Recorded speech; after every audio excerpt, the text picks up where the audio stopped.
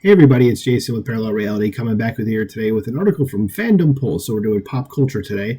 It's by John Delarose. Go follow him on Twitter and YouTube. Dated March 13th. And I thought this was interesting, and it's just a rumor though. It says Marvel Comics approached Grant Morrison to reboot X-Men comics and he declined. Now for those of you out there that are like, who the absolute hell is Grant Morrison, because you're not in the comic book industry, because he's definitely comic book famous for sure. He is usually listed as one of the greatest writers in the history of comic books. Had runs on, let's say, his JLA run in the late 90s, early 2000s kind of defined that group. It's great. His new X-Men run, because he wrote X-Men about 20 years ago, is great as well. I have those books on my shelf. I'm going to forget a lot of stuff here. His All-Star Superman is great. I haven't read his actual Superman run or the Batman run that he did. He's kind of a hit and miss guy for me. Like, either stuff I read of his is absolutely phenomenal, or I read stuff of his where I'm like, yeah. But I get why he's popular, because he is really good, why he's on the list of greatest writers of all time. So just so you know, Marvel coming to him, if this actually happened, and said, hey, dude, we want you to reboot the X-Men, is kind of a huge deal. So let's see what John Delarose wrote here. This is more news from the Marvel Comics X offices, as it's been told to Fandom Pulse by an anonymous insider that Marvel approached Grant Morrison to return to the franchise, only to get turned down by the legendary creator. After months of rumors of the X-Men reboot going woke under Tom Brevoort's stewardship and with Gail Simone attached to one of the titles, it appears as if the top quality writers are souring on the prospect of working for the big two in the comic industry. So just some background here. Tom Brevoort has worked for Marvel for, 30 years? Maybe probably longer at this point. Like, he's been an editor mainly, and he has a severe case of TDS. And I thought I remember saying something where, like, I think one of his sons voted for Trump, and that's what kind of like made him just kind of lose his marbles. And they moved him over to be the group editor of the X-Men, which I don't think he'd ever done before. Which again is fine, because the guy actually has a reputation at Marvel for being like beyond knowledgeable about all their characters. Like, he's got like an encyclopedic memory of all this stuff. So, but with his political leanings being extremely TDS filled, people were kind of like, oh, he's going over there, okay, like all right. And then Gail Simone is a writer. She's all right, in my opinion, but she's also one of the people that in the last decade or so has just decided that fans are crap, and she shits on fans pretty much at every chance she gets, though I think in the last few years she's kind of been okay, but she's got not the greatest reputation either, and she is supposedly like the name that they were attaching to the X-Men reboot that's starting, I think it's either June or July. I want to say July.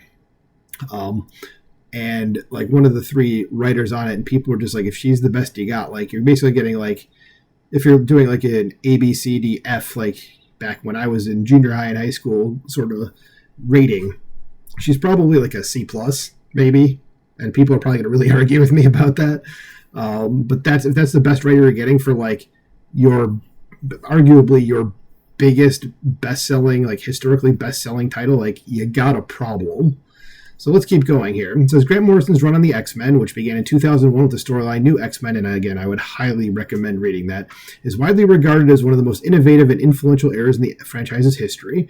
Morrison's approach to the X-Men was characterized by bold storytelling choices, a focus on character development, and a willingness to explore complex themes such as evolution, identity, and social issues. And that's right up his alley. That's what he does. And here is actually the very first issue that he wrote. It says, in New X-Men, Morrison introduced several groundbreaking concepts and characters, including the mutant drug Kick, mutant cure known as The Cure, and got real creative with that one, and the enigmatic character Zorn. It says, Morrison also revitalized classic X-Men villains like Magneto, reimagining them in new and unexpected ways. The series embraced a darker and more mature tone, reflecting Morrison's penchant for exploring the psychological and philosophical implications of the mutant metaphor. So yeah, this is really cool. He kind of had his artist redesign him here as well. It's this guy Frank Quitely did it, who is an excellent artist as well. So yeah, they got like an A+ team on that. Says critically, Morrison's run on the X-Men received widespread acclaim for its fresh take on the characters and its thought-provoking storytelling. Fans and critics praised Morrison's innovative approach to the X-Men mythos and his ability to introduce new ideas while honoring the franchise's legacy. However, Morrison's run was not without controversy, particularly regarding some of the drastic changes made to established characters and the philosophical complexity of the storylines. Despite this, Morrison's X-Men run is often cited as a high point in the history of the X-Men comics and remains a favorite among many fans of the genre. That is true. It says, meanwhile, in modern times, fans have not been thrilled about the outcome of Jonathan Hickman's Krakoa era. The writer himself quit the X-Men series before much of the story came to fruition, leaving the book in the hands of the likes of Vita Ayala, a woke activist who pushes identity politics into Marvel and DC works. Now, stopping there, Jonathan Hickman is also a fantastic comic book writer. Go read, like, his Avengers stuff is awesome. His Fantastic Four that he wrote is great as well. I just read those within the last year, since all the complete collections were finished, because they don't come out all at the same time. And he's written some other stuff that's great as well. Like, he really is he's probably, like, I mean, in my estimation of, like, this kind of the people that started writing maybe in the last 15 or 20 years, he's probably the best, if not, like, up there for sure. But what I know about this storyline, I have not read any of the Krakoa era stuff, is that I thought I had read that he didn't quit. I thought he was actually, like, pushed out in favor of people like Vita Ayala, who, again, as it says here, she is a woke activist, and she's apparently has never really written anything that people have said is, like, really even good. But she's an identity politics hire. That's all it is. So yeah, that's the story there. I'm kind of blabbering at this point, so let's just keep going. It says, then editor Tom Brevoort announced the relaunch, beginning with telling fans the message is the premise, a threat that there would be more identity politics and leftist ideology forthcoming in the title. Fans also learned that female characters would lead both X-Men teams in a new MCU iteration of the books, and I don't care about that. Women have led the X-Men before. It's not a big deal. I can see why, though, people are taking it that way, because it's all it's been, like, pushed on everybody. And this is actually, it says, the infamous Nightcrawler birth in X-Men Blue, just to show you that. And yes, this is a thing that actually happened. And it's exactly what it looks like. So just wanted to point that out. This Tom Brevoort doubled down on his blog, accusing anti-woke fans of being disingenuous and calling critics cretins, rather than listening to what comic readers want from the book. Return to the fun action-adventure which built the characters many loved up until the modern era. And the only time I read the X-Men, though, like, regularly was when Ed Brubaker and Mike Carey were writing it. This is, like, probably in the early to mid-2000s. And I did read a bunch of Claremont stuff, but not all of it. And some of the Scott Lobdell stuff, which he was the writer on X-Men after Chris Claremont, was fired from the title. And he was the guy who built the X-Men into what they were. He wrote them for 17 years, which is astounding, especially in the comic book industry. So, yeah, that the reason, if you're just normally listening to this, the reason you know the X-Men is because of Chris Claremont. So the X-Men was still a very huge selling title until, at least when I stopped reading floppies on a regular basis in the mid-2000s. So, yeah, I mean, you get writers like Ed Brubaker and Mike Carey on it, you're getting excellent writers. Now they've kind of just decided, nope, we're going full identity politics. So it says, it's no wonder Grant Morrison wouldn't want to return to Marvel under these conditions. It's said by the same insider that the X offices are a mess. I've heard that as well. It says, and there's a culture of fear surrounding the work there, with too many scared to lose their jobs if they spoke out against the current directions Marvel Comics is headed, which is, as you imagined, a far left direction. It has been for a while at this point.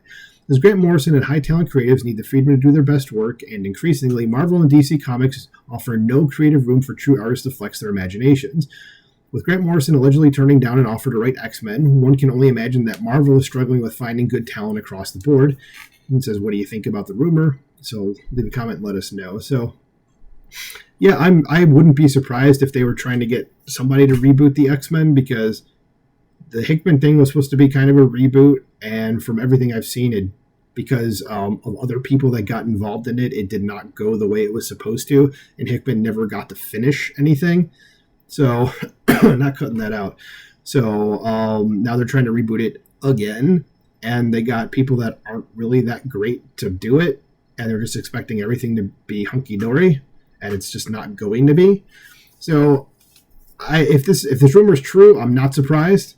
If it's false, it's, it just seems like it would actually be a true thing. But I don't know. If it's false, then oh well. But let me know what you think about this, pop culture fans, comic fans, in the comments below. Would you have liked to have seen Grant Morrison do this, or somebody else? And what do you think about the X-Men reboot coming up in a few months? Let me know in those comments below. Like, share, subscribe, and I will talk to you soon. Bye.